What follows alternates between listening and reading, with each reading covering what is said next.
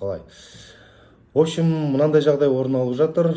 Қазір рынокта дегендей клиент крышадан объявление табады, звондайды, ар жағынан риэлтор алады, танысады, квартира жайлы сұрайды, айтады, түсіндіреді, көрсетілімге барады.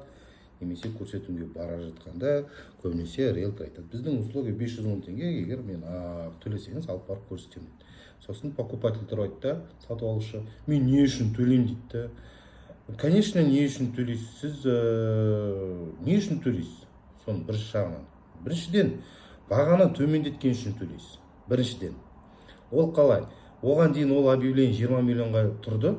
Однокомнатная квартира 20 миллионға 40 квадрат дейік, тұрды. Сіз сол объявление, мысалы басқа да объявлениелердің арасында, мысалы көрмедіңіз, байқамадыңыз, өткізіп жібердіңіз. Біріншіден.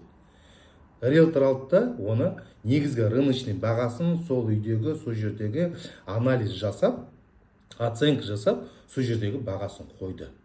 Ол 18 миллион. Сіз сразу байқадыңыз, 18 миллион звондап тұрсыз. Біріншіден. 2 миллион экономите тұрсыз. Екіншіден, ол объявление мүлдем болған жоқ.